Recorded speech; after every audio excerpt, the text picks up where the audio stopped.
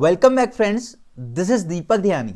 आज के इस वीडियो में हम डिस्कस करने वाले हैं क्लास 12th का आईटी का सैंपल पेपर जिसका कोड है 802।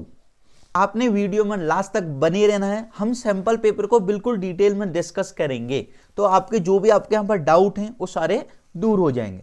तो स्टार्ट करते हैं। जो आपका पेपर है 90 मिनट्स का है, मतलब 1.5 घंटे का है, और जिसमें आपको मार्क्स हैं 30 हैं। ओके, तो इंस्ट्रक्शन आपने ध्यान से पढ़ने हैं। जो आपका पेपर है 3 पार्ट में डिवाइड है, ए, बी एंड सी में। सेक्शन ए में 6 क्वेश्चंस हैं, आपने कोई भी 5 करने हैं। ओके, 5 नंबर इधर हो गए आपके। सेक्शन बी में 25 क्वेश्चन हैं, आपने 20 करने हैं, तो 25 क्वेश्चन हो गए हैं। सेक्शन सी में 7 क्वेश्चन हैं, आपने कोई भी 5 करने हैं, तो ऐसे ही आपके 30 मार्क्स आ सकते हैं। Do as per the instruction given in respective sections. Marks allotted are mentioned against each section. All question must be attempted in the correct order. आपने एक सही ऑर्डर में क्वेश्चन को सॉल्व करना है। तो स्टार्ट करते हैं सेक्शन ए को। ठीक है, सेक्शन ए इधर है हमारा। 1 into 5 मार्क्स का है। पहला question, active listening is important in workplace because if we actively listen to other people, select the one which is not correct. कौन सा गलत नहीं है? They will be more interested in communicating with us. दूसरा है, we can develop a long-term working relationship with others. Third है, we can easily identify challenges and difficulties others are facing and provide solution to it. We will become more popular in the workplace. ठीक है, तो ये आपका answer होगा। ये क्या कह रहा है कि select the one which is not correct. सही कौन सा नहीं है, तो डी आपका आंसर होगा। Second, which of the following personality trait fall in the big 5 popular personality classification? तो इसका आपका ऑप्शन होगा ए, जॉर्जियस। 3 थोड़ी सा इंटरेस्टिंग होने वाला है। The contents of cell A1, A2 and A3 and A4 in a spreadsheet. Spreadsheet का मतलब होता है एक्सेल में। Application are 10, 15, 20, 25 respectively. If the formula count A1 to A4 is entered in cell A5, value will be displayed in A5। तो क्या आएगी? तो यहां पर वैल्यू जो आपकी आएगी वो आएगी आपकी 4 आएगी, क्योंकि ये काउंट करने का काम कर रहा है। ठीक है, तो आपका जो इसमें आंसर दिया गया है सीबीएसई के द्वारा वो आपको दिया गया है थर्ड का सी। ठीक है, मतलब 45 दिया गया है। सी में अगर आप देखेंगे इधर आपको 45 दिया गया है, तो 45 बिल्कुल भी नहीं हो सकता है क्योंकि काउंट कर रहा है। अगर सम होता तो फिर भी नहीं होता वैसे तो, बट सोच सकते थे सम के बारे में। बट काउंट में तो क्या होता है, 1 2 3 की फॉर्म में काउंट करता है। जैसे ये 10 1 हो गया है, 15 2 हो गया है, 23 हो गया है, और 25 क्या हो गया है, 4 हो गया है। तो इसको मैं आपको प्रैक्टिकल करके भी दिखा सकता हूँ, देख लेते हैं। ये देखिए, सेल A1 में डाल देता हूँ 10, सेल A2 में डाल देता हूँ मैं 15, और सेल A3 में मैं डाल देता हूँ 20, और सेल A4 में मैं डाल देता हूं 25। ठीक है, तो उन्होंने लगाया है काउंट का फॉर्मूला, तो हम भी वही लगाते हैं। Equal to count bracket start A1 to A4। तो आप यहां पर रेंज देख पा रहे होंगे, A1 to A4 bracket close then enter. तो ये देखिए आंसर आ रहा है 4। तो जो 45 है जो आपको सीबीएसई के द्वारा आंसर दिया गया है वो बिल्कुल गलत है। आपका जो आंसर होगा करेक्ट वो होगा 4 होगा। B is the right answer. Question, what not to do during an interview. Interview के दौरान क्या नहीं करना चाहिए? Take notes, let's your achievements speak for you, answer question fast and use slangs, ask question. I think मैं सोचता हूं यहां पर 4th का डी होना चाहिए, क्वेश्चन नहीं पूछने चाहिए। ओके, 5th क्वेश्चन है, is a condition in which people seek excessive attention and admiration and lack of empathy, paranoid, second है narcissist, एंटी सोशल, डिपेंडेंट, तो यहां पर होगा B is the right answer. 6th question, what will be displayed if the following formula is entered in cell A1 in spreadsheet application। अब ये जो question है ना थोड़ी सा अलग है, ये सॉल्व होगा प्रेसिडेंसी के बेस में होगा, ठीक है। जो सबसे ज्यादा प्रेसिडेंसी होती है वो होती है आपकी एक्सपोनेंट की, ठीक है। तो यहां पर एक्सपोनेंट है, ठीक, तो कैसे करेंगे, अब ये एक्सपोनेंट का मतलब है, इसका मतलब ऐसा है 6 की पावर 2, तो इसका आंसर होता है 36। तो हम सॉल्व कर लेते हैं, 36 प्लस आपका आएगा 15 डिवाइड बाई 3 इंटू 2 माइनस 7। अब डिवाइड और मल्टीप्लाई की सेम होती है, जिसको भी आप पहले सॉल्व करना चाहते हैं आप उसको सॉल्व कर सकते हैं। तो मैं 36 प्लस 3 डिवाइड बाई 15 होगा तो 5 आएगा इंटू 2 माइनस 7, ठीक है। फिर अगले स्टेप में क्या करेंगे, 36 प्लस, अब मल्टीप्लाई को सॉल्व करता हूं, 5 इंटू 2 10 माइनस 7। नेक्स्ट स्टेप में 10 माइनस 7 का आंसर होगा 3, तो 36 प्लस 3, तो आपका आंसर आएगा 39। तो 39 ए इज द राइट आंसर। तो ये जो क्वेश्चन था प्रेसिडेंसी के बेस में सॉल्व हुआ था। तो स्टेप बाय स्टेप करते हैं तो आपको कोई भी प्रॉब्लम नहीं आएगी। तो आगे चलते हैं सेक्शन बी में। सेक्शन बी में क्या है, 25 क्वेश्चन आपके पास हैं और 20 आपने करना है, आंसर एनी 20 क्वेश्चंस। देखिए आप अगर 20 से ज्यादा क्वेश्चन कर देंगे तो आपको प्रॉब्लम होगी। सपोज आपने 22 क्वेश्चन कर दिए, ठीक है, और आपका 21वां और 22वां सही है और 18वां और 19वां गलत है, तो आपका 21वां और 20वां सबसे पहले काट दिया जाएगा। तो आप वही क्वेश्चन करिए जो आपको बहुत ज्यादा सही लगते हैं, जिनमें आपको भरोसा है, ठीक है। तो ऐसा ना करिए कि आप कहीं भी टिक कर दे रहे हैं, तो इसमें आपको लॉस हो सकता है। तो अगला क्वेश्चन है, which of the following is a disadvantage of web based applications. तो वेब बेस्ड एप्लीकेशन के डिसएडवांटेज क्या हैं। Do not need be installed, ये तो नुकसान नहीं है। दे आर अवेलेबल 24/7, ये भी कोई नुकसान नहीं है। They are slow as compare to software based application, हो सकता है। They offer cross platform compatibility, तो C is the right answer. तो ये क्या होते हैं, स्लो होते हैं as compare to software based application से। 8th question, internet transaction are susceptible to frauds, creating a strong password is vital, a strong password has, password कैसा होना चाहिए, 6 to 8 alpha numeric characters, yes होना चाहिए। Special symbols, only numbers, both A and B, ये बिल्कुल easy था, A and B मतलब alpha numeric और स्पेशल सिंबल का कॉम्बिनेशन आपके पास होना चाहिए, इसी को हम कह सकते हैं strong password. DEITY stands for, ठीक है, तो इसकी फुल फॉर्म होती है department of electronics and information technology, B is the right answer. 10th question है, डेटाबेस के आधार पर है, माइस्क्यूएल के आधार पर। Which SQL keyword is used to display the data based on certain pattern? तो certain pattern मैचेस का एक क्वेश्चन है। पैटर्न मैचेस के लिए हम यूज करते हैं लाइक कीवर्ड, जैसे आपको मैच कराना होता है जिसका नाम D से स्टार्ट हो रहा है, जिसका नाम P से स्टार्ट हो रहा है, किसका नाम N पे एंड हो रहा है, तो ये जो सारी चीजें मैच करानी होती है ये लाइक कीवर्ड की हेल्प से हम कर सकते हैं। तो यहां पर आपका आएगा लाइक कीवर्ड। ओके, आगे बढ़ते हैं।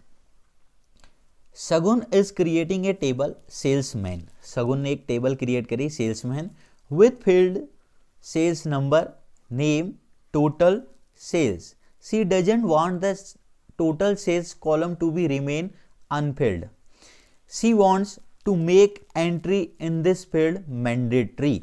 तो ये क्या चाहते हैं कि अपने एक फील्ड में एंट्री मैंडेटरी हो।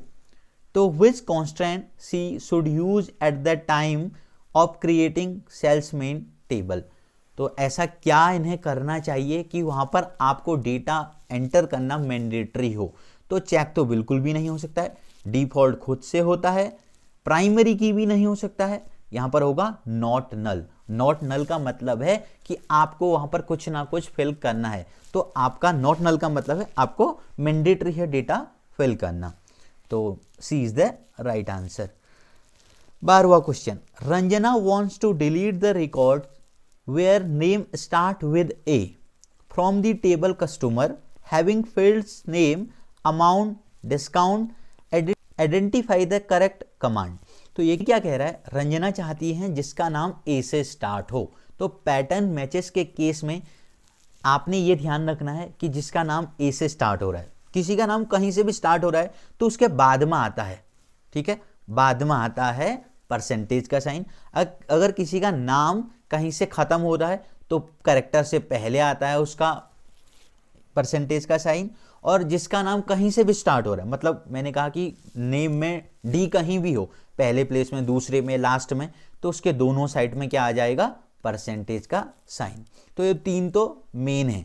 ये स्टार्टिंग के लिए हो गया है आपका, मतलब इसके लास्ट में होना चाहिए। अगर मेरा नाम ए से स्टार्ट हो रहा है तो लास्ट में परसेंटेज लगेंगे, अगर नाम ए पे एंड हो रहा है तो पहले आ जाएगा परसेंटेज का साइन, अगर कहीं भी डी हो तो आपके दोनों साइड में परसेंटेज आ जाएगा।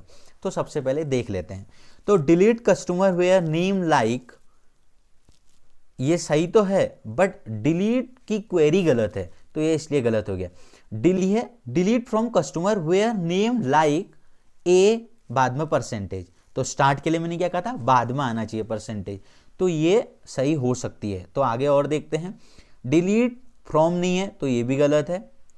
Delete from customer where name, यहां पर तो लाइक नहीं लगा है तो इसलिए गलत हो गया है। तो लाइक क्या है, इसका मेन पार्ट है। तो delete from customer where name like, जिसका नाम ए से स्टार्ट हो रहा है और बाद में परसेंटेज आया है, लाइक भी आया हुआ है, तो सारी चीजें हैं, तो बी सही आंसर होगा।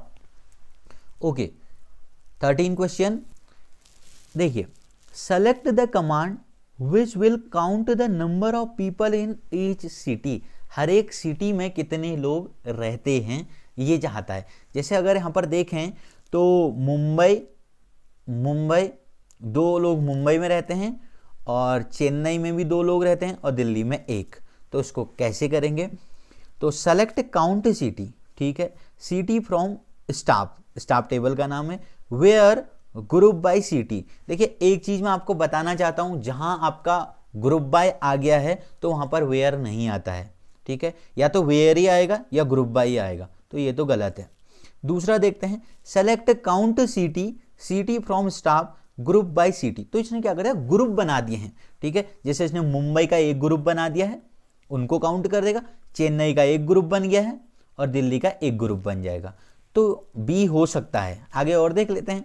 Select count city from staff where order by, ये तो बिल्कुल गलत है। हमने ऑर्डर थोड़ी नहीं क्या करना है, असेंडिंग या डिसेंडिंग में सेट नहीं करना है। 2 आंसर तो बिल्कुल गलत होते हैं एमसीक्यू में।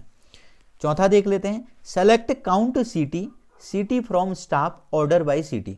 देखिए 2 आंसर तो बिल्कुल गलत हैं, एक बिल्कुल हो नहीं सकते हैं, तो आपने सबसे पहले उन्हीं आंसर्स को एलिमिनेट कर देना है। तो बी बिल्कुल सही आंसर है। सेलेक्ट काउंट कर दीजिए city from staff group by city. अब उसने ग्रुप बना दिए हैं तो उधर मुंबई से 2 आ जाएंगे, चेन्नई से 2 आ जाएंगे और दिल्ली से 1 आ जाएगा, तो 5 आपका आंसर आ जाएगा। ओके, 10 क्वेश्चन आपकी स्क्रीन पर। Consider the table employee given below, ठीक है, तो नेम है, जोन है, एज है, डिपार्टमेंट है। तो क्वेश्चन देख लेते हैं हम। Choose the correct query that will give the following output. ऐसी कौन सी हम क्वेरी को सेलेक्ट करें कि हमारे पास जो नाम आ जाएं, हरित, कृतिका और मोक्ष नाम के नाम आ जाएं, ठीक है। तो देखते हैं। Select name from employee where department and 10। अब ऊपर हमें टेबल में यह देखना होगा कि हरित के पास, कृतिका के पास, मोक्ष के पास डिपार्टमेंट 10 होना चाहिए और किसी के पास भी 10 नहीं होना चाहिए। अगर और किसी के पास होगा तो उनका भी नाम आ जाएगा। तो सबसे पहले टेबल में देखते हैं। डिपार्टमेंट, हरित के पास डिपार्टमेंट 10 है, कृतिका के पास 10 है और मोक्ष के पास 10 है, तो ए तो हो सकता है, डन है, ठीक है, क्वेरी गलत नहीं लिखी हुई। Select name from employee where age between, जिनकी एज 25 से 30 के बीच में है, ठीक है। हरित, कृतिका, मोक्ष की 25 से 30 के बीच में होनी चाहिए और किसी की नहीं होनी चाहिए, ठीक है। तो देख लेते हैं।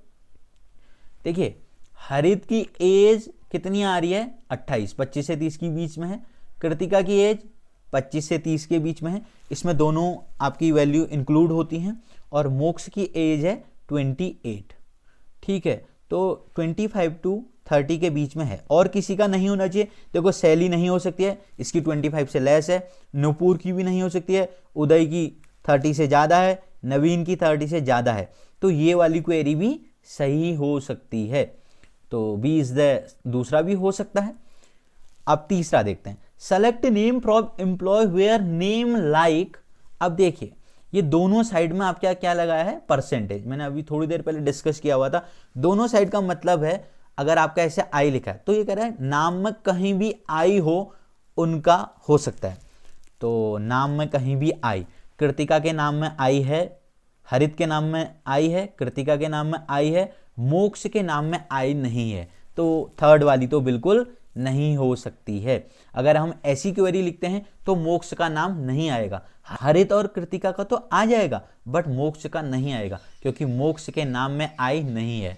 तो फोर्थ देख लेते हैं, select name from employee where zone in west, centre, south. तो इन तीनों के वेस्ट, सेंटर और साउथ होने चाहिए, और किसी के नहीं होने चाहिए। जोन में हरित का वेस्ट है, कृतिका का सेंटर, मोक्ष का साउथ, और किसी का है नॉर्थ ईस्ट, नॉर्थ ईस्ट। तो भाई हमारा फोर्थ भी हो सकता है।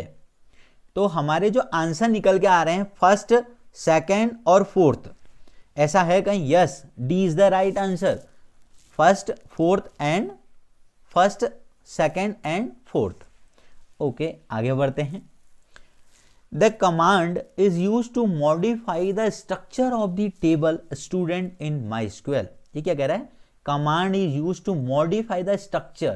स्ट्रक्चर को मॉडिफाई करना है आपके, तो इसके लिए क्या होगा? तो इसके लिए होगा मॉडिफाई टेबल स्टूडेंट, ऐसा नहीं होता है।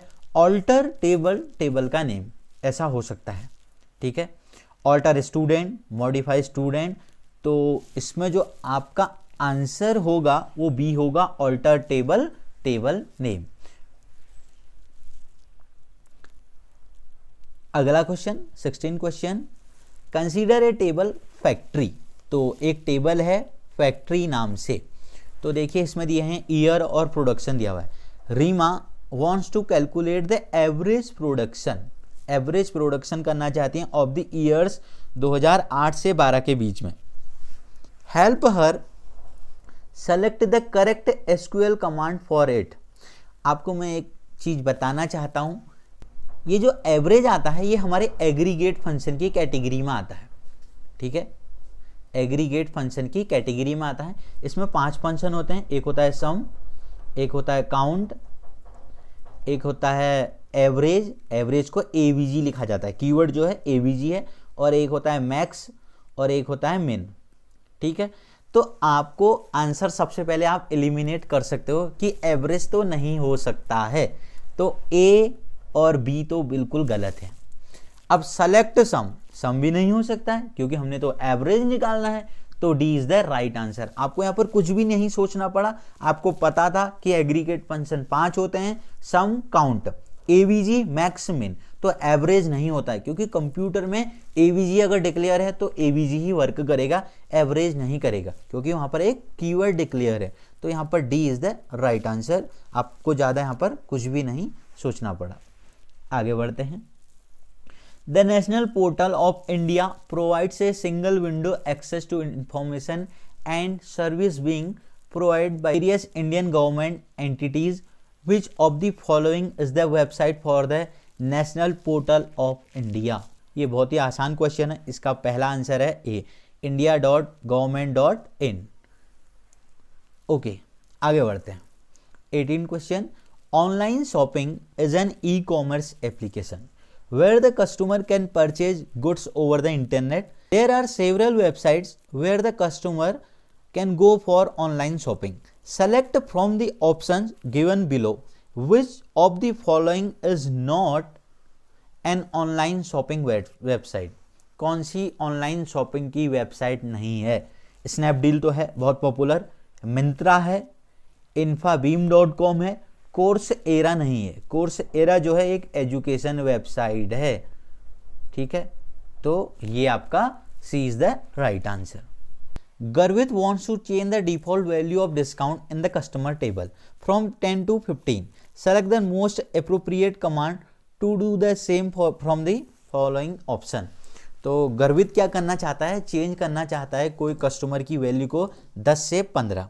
तो देख लेते हैं, ऑल्टर टेबल, टेबल का नेम, ऑल्टर डिस्काउंट, अब वो कॉलम का चेंज करना चाहता है, ऑल्टर डिस्काउंट सेट डिफॉल्ट 15 हो सकता है। आगे बढ़ते हैं, देख लेते हैं, ऑल्टर टेबल, टेबल नेम, ठीक है, डिलीट, तो डिलीट तो नहीं हो सकता क्योंकि भाई उसे क्या करना है, चेंज करना है, वैल्यू को 10 से 15 कर देना है, तो डिलीट तो हो नहीं सकता है।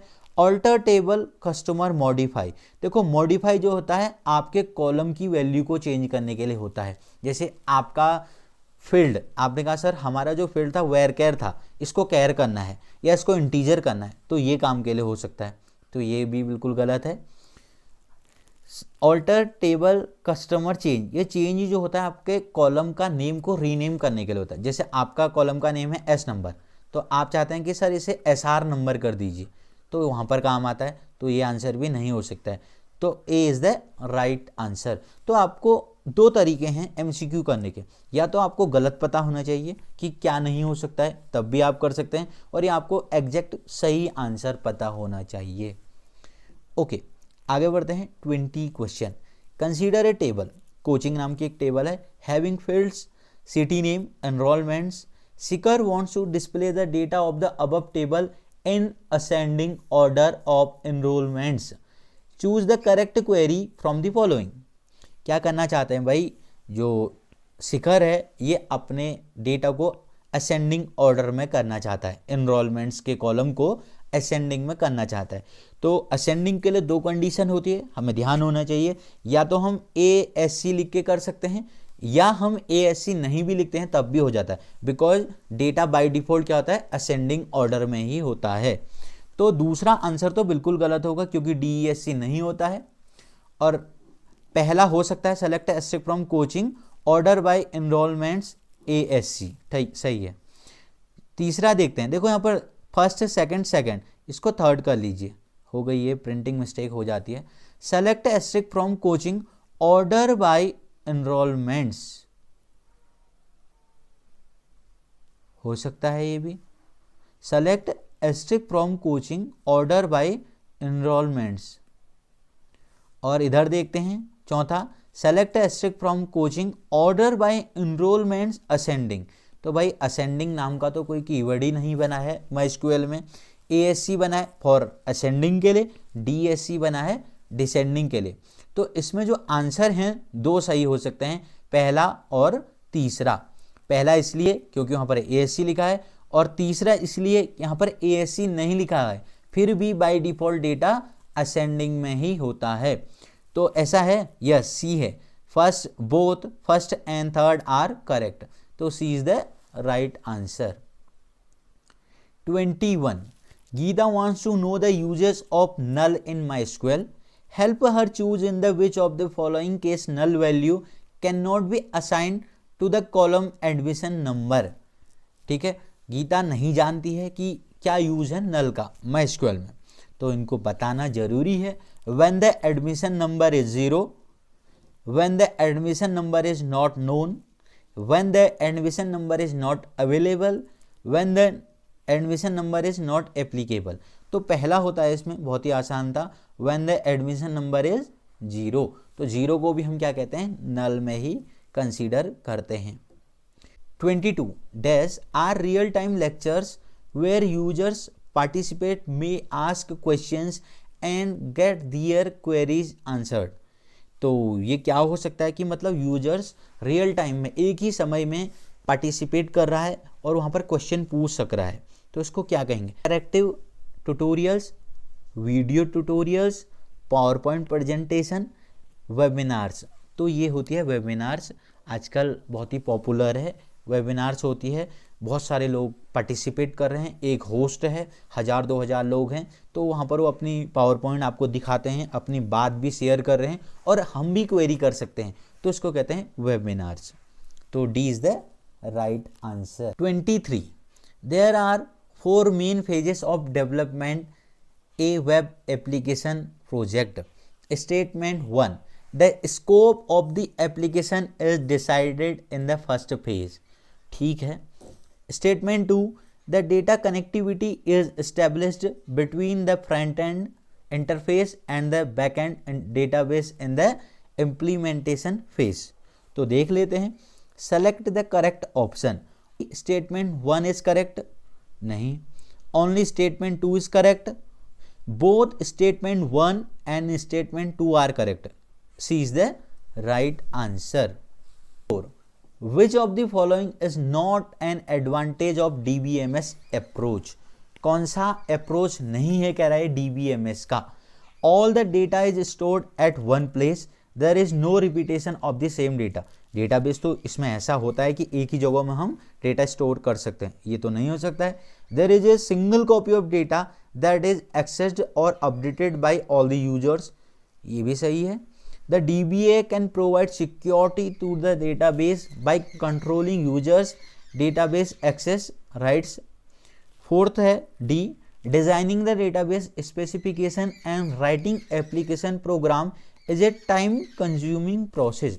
ये गलत है भाई, क्योंकि डेटाबेस एक टाइम कंज्यूमिंग प्रोसेस नहीं है, तो डी सही आंसर होगा. अगला है 25 क्वेश्चन, बहुत ही आसान और interesting. N attribute A of data type varchar has the value Keshav. ठीक है, जो डेटा टाइप varchar है इसके पास वैल्यू क्या है? Keshav. The attribute B of data type care 20, care के पास है 20, has value Meenakshi. How many characters are occupied in attribute A and attribute B. देखिए यहां पर डेटा टाइप के बारे में आपको डिफरेंस पता होना चाहिए. दो टाइप के डेटा टाइप लिखे हैं, varchar और care. आपको मैं एक सिंपल एग्जांपल से बता देता हूं. जैसे हम ट्रेन या बस में सफर करते हैं, कुछ लोगों की आदत होती है अगर वो एक सीट में बैठ रहे हैं तो जबरदस्ती वो एक सीट में बैग भी रख देते हैं और एक सीट में वो क्या कर देते हैं? पैर भी रख लेते हैं. ठीक है, तो ये उनकी क्या है? गलत आदतें हैं. तो care भी एक ऐसी गलत आदत वाला व्यक्ति है. इसको हम जितना भी स्पेस देते हैं ये सारा का सारा ऑक्यूपाई कर लेता है. सपोज मेरे नाम में 6 कैरेक्टर हैं, दीपक. ठीक है, हमने इसको साइज कितना दिया हुआ है? 20 दिया हुआ है. चाहे ये 6 कैरेक्टर को स्टोर करे या 20 कैरेक्टर को स्टोर करे, ये पूरा का पूरा अपना स्टोरेज ऑक्यूपाई कर लेगा. ठीक है, चाहे हम इसमें 6 लिखें या 10 लिखें या 15 लिखें, ये पूरा का पूरा ले लेगा. और एक varchar एक सभ्य व्यक्ति है. इसकी स्पेशलिटी ये है कि जितना भी इसको स्पेस चाहिए होता है उतना ही यूज करता है और बाकी का फ्री कर देता है. तो इस क्वेश्चन के आधार पर हमने varchar को 20 का स्पेस दिया हुआ है और नाम क्या डाला है हमने इसमें? केशव. अगर आप देखेंगे केशव में कितने कैरेक्टर हैं? 6 कैरेक्टर हैं, तो ये 6 को ही यूज करेगा. 14 को क्या कर देगा? आपको रिवर्स कर देगा, वापस दे देगा. तो ये स्पेशलिटी होती है. तो सिंपल हम ये समझ गए हैं कि varchar को जितना भी उसको यूज होता है उतना ही वो यूज करता है, बाकी का फ्री कर देता है मेमोरी को. और care क्या होता है? जितना भी आपने उसको दे दिया है, इनिशियलाइज कर दिया है, तो वो सारा का सारा अपने पास स्टोर करके रखता है. तो यहां पर जो आंसर होगा आपका बी होगा 620, क्योंकि varchar 6 लेगा और care लेगा 20. तो B is the right answer. Okay, 26. Consider the table employee SAL. एक टेबल है हमारे पास एम्प्लॉय SAL नाम से. ठीक है, तो देख लेते हैं. आईडी है, सैलरी है और डिपार्टमेंट है. Read the following 2 commands carefully. तो इधर लिखा है select count salary from employee salary, select count asterisk from employee salary.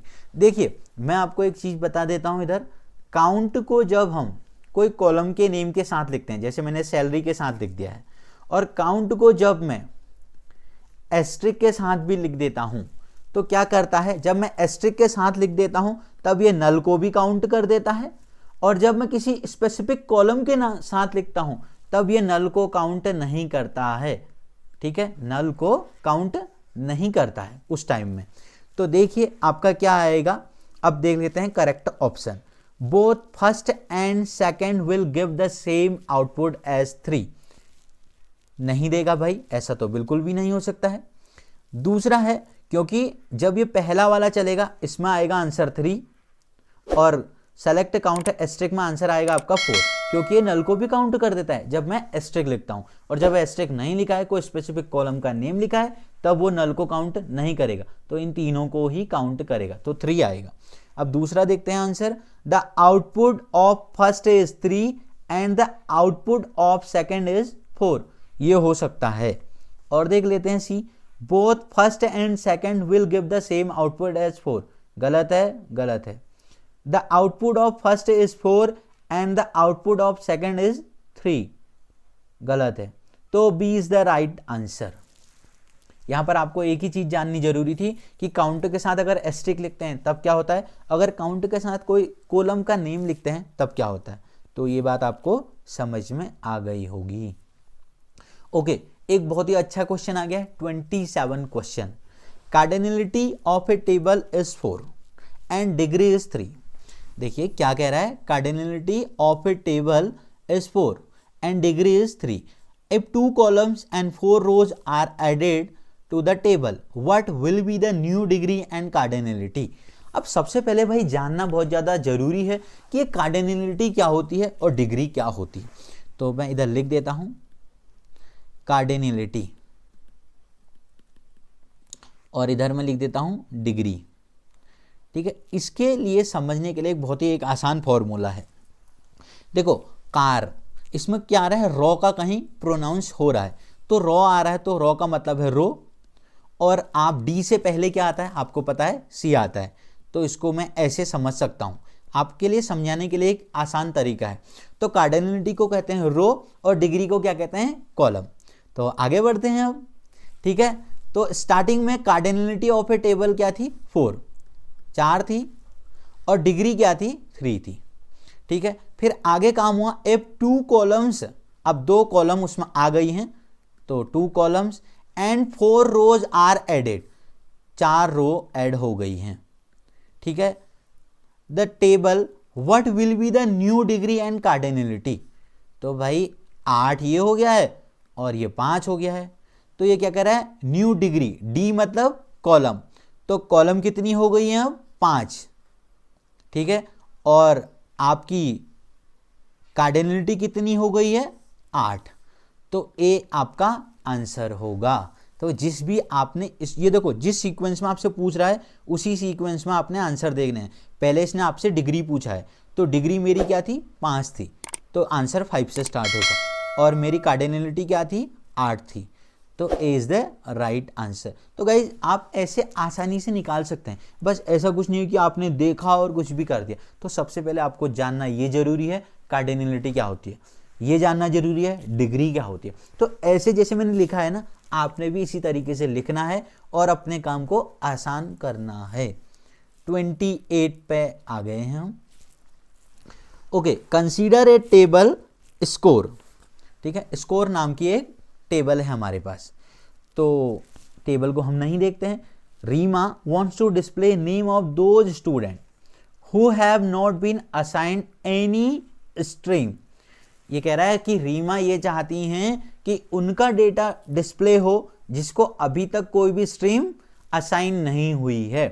तो टीना नाम की एक स्टूडेंट है जिनको अभी तक कोई स्ट्रीम नहीं मिली है, मतलब इनके पास स्ट्रीम है नल। ठीक है, नल का मतलब होता है 0। तो आपको यहाँ पर जानना जरूरी है कि नल को कैसे लिखते हैं। तो देखिए, select name from score where stream equal to null, ऐसा नहीं होता है। Select name from score where stream equal to null, गलत है, स्मॉल तो होता ही नहीं है।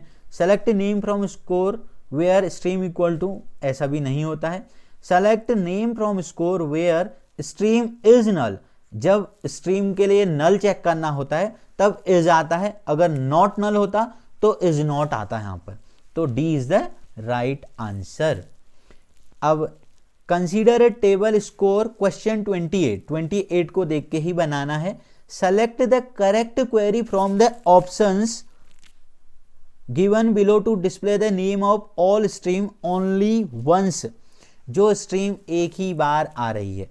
देखिए ये क्या कह रहा है कि उन्हीं स्ट्रीम को दिखाइए जो रिपीट नहीं हो रही है। अगर आप यहां पर देखेंगे ह्यूमैनिटीज रिपीट हो रही है, ठीक है, साइंस भी रिपीट हो रही है, ठीक है, और कॉमर्स रिपीट नहीं हो रही है। तो अगर यहाँ पर हम बात करें तो 3 ही स्ट्रीम तो हैं, साइंस, कॉमर्स और ह्यूमैनिटीज, और तो कोई चौथी स्ट्रीम नहीं है, ठीक है, तो 3 है और ये रिपीट हो रही है, तो एक ही बार आनी चाहिए। ये कह रहा है consider the table score in question 28, select the correct query from the options given below to display the names of all stream only once.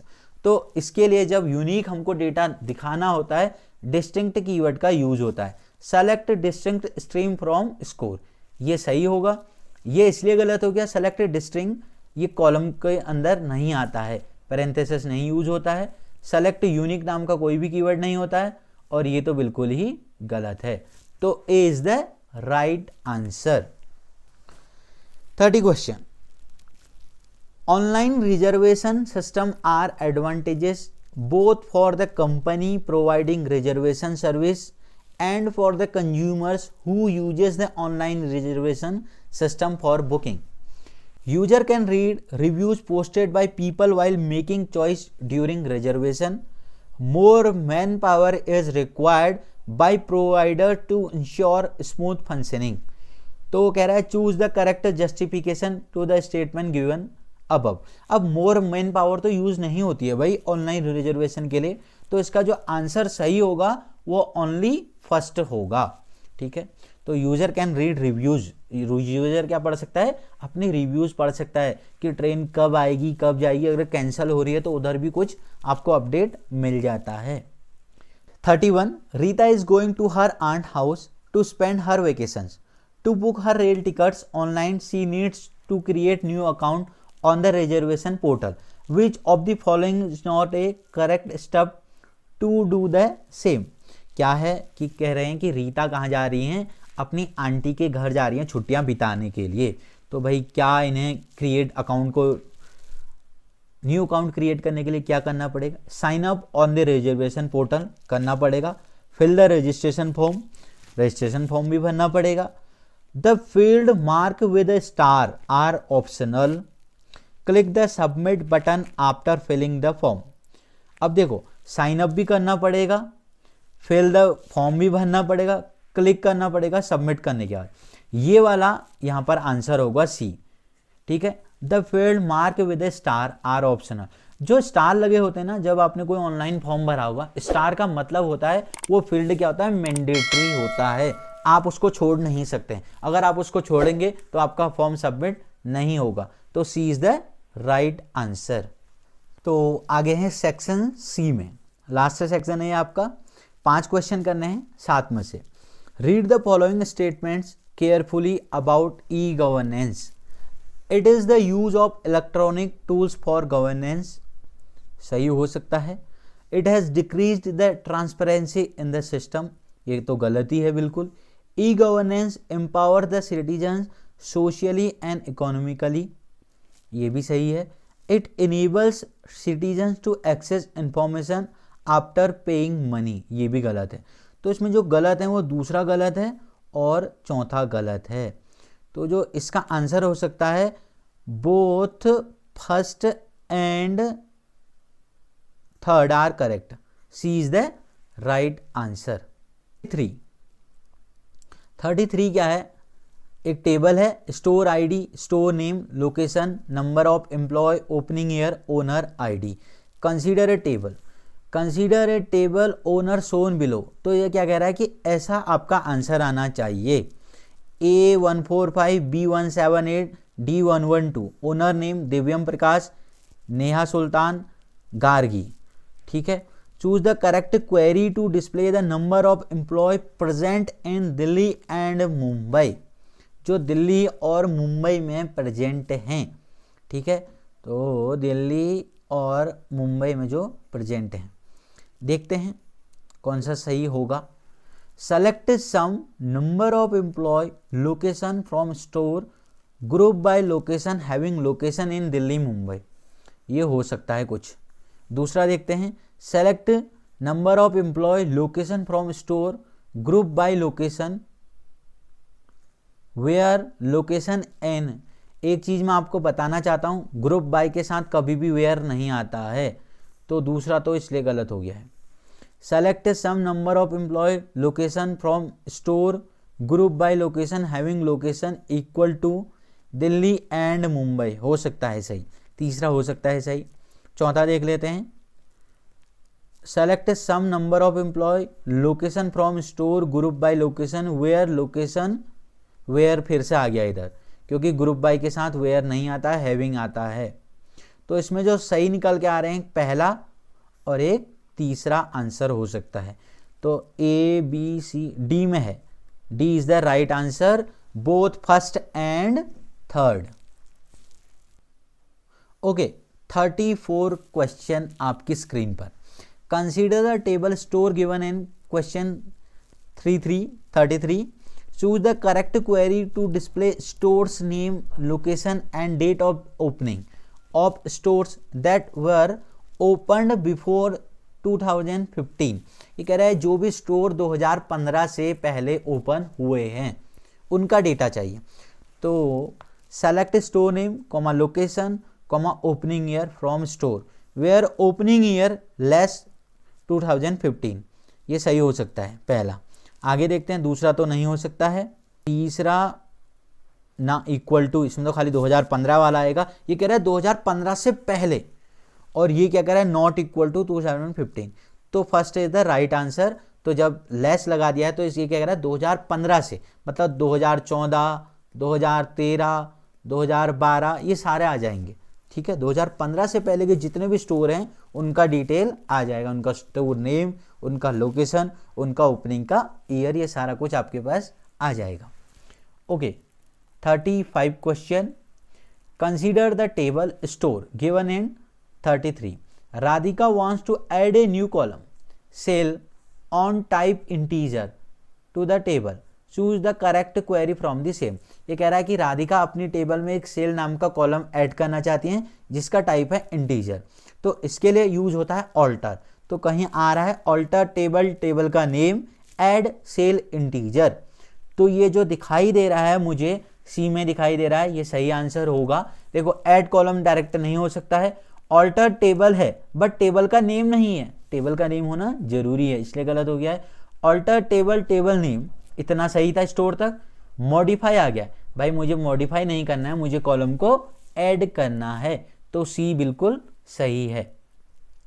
36 question. Consider the table store and owner.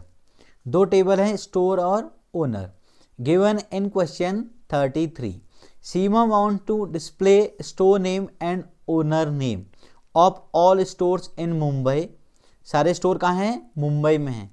Help her select the correct query from the given below है।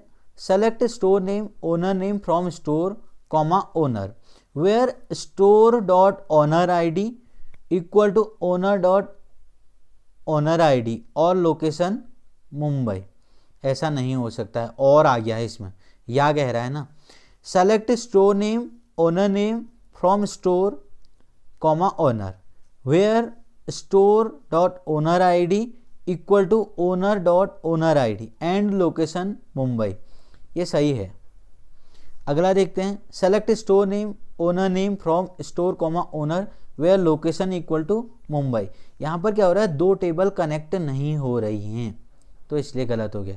Select store name, owner name from store comma owner where owner ID, ये गलत है तरीका। जब table दो connect होती हैं तो वहाँ पर लिखना पड़ता है स्टोर डॉट ओनर आईडी, मतलब उस टेबल के कौन से कॉलम को कनेक्ट कर रहा है।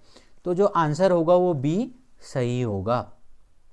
7 क्वेश्चन पर हम आ गए, थोड़ी सा अलग टाइप का क्वेश्चन है। Consider table given in question 33। Radhika wants to display the following output. Radhika को ये आउटपुट चाहिए, स्टोर की आईडी, स्टोर का नेम और नंबर ऑफ एम्प्लॉय। आईडी चाहिए 101 और 102, लिबास चाहिए, स्टोर का नेम चाहिए लिबास और लाइफस्टाइल, नंबर ऑफ एम्प्लॉय चाहिए 45 और 68। ठीक है, अब देखते हैं। पहली क्वेरी है select store ID, store name, number of employee from store where store ID 102 और 101। तो देख लेते हैं कि भाई 101 और 102 इन्हीं के पास होना चाहिए और किसी के पास नहीं होना चाहिए, अदरवाइज गलत आ जाए। स्टोर आईडी 101 और 102 है लिबास और लाइफस्टाइल के बाद, ये वाली क्वेरी तो हो सकती है, कोई प्रॉब्लम नहीं है। तो पहला आंसर हो सकता है आपका। दूसरा है select store ID comma store name number of employee from store where store name equal to Libas और store name equal to Lifestyle. तो ये आंसर भी आपका हो सकता है। अगला देखते हैं select store ID store name number of employee from store where location Delhi और मुंबई, मतलब इन दोनों की ही दिल्ली और मुंबई होनी चाहिए और किसी की नहीं होनी चाहिए। तो देख लेते हैं टेबल में अपना, देखिए लिबास के पास दिल्ली है, लाइफ स्टाइल के पास मुंबई है, वेग्यू और इनके पास भी मुंबई है, तो भाई ये तो नहीं हो सकता है। ठीक है, थर्ड वाला आपका आंसर नहीं हो सकता है क्योंकि उधर वो वाला रिकॉर्ड भी निकल के आ जाएगा, तो ये गलत है, इसको थर्ड कर देता हूँ। चौथा है select store ID store name number of employee from store where store name like, मतलब जिसका स्टोर का नेम एल से स्टार्ट हो रहा है, बाद में लगाना ना परसेंटेज का साइन, तो ये भी हो सकता है। तो जो इसमें आंसर निकल के आ सकता है सी होगा, पहला दूसरा और चौथा आर करेक्ट। 38 क्वेश्चन जो आपका लास्ट क्वेश्चन है, Rajat is compiling a detailed list with a clear description of application features of his project and recognizing the limitations that are placed on the project. Out of the given option, choose the phase of the project in which Rajat is currently in. Requirements definition phase में ये हैं। Guys ये था हमारा class 12th IT का sample paper. आप comment करके जरूर बताइएगा कि आपको ये कैसा लगा। अगर वीडियो अच्छी लगी तो प्लीज़ वीडियो को लाइक कीजिए और चैनल को सब्सक्राइब कीजिए। मिलते हैं नेक्स्ट वीडियो में। Thank you.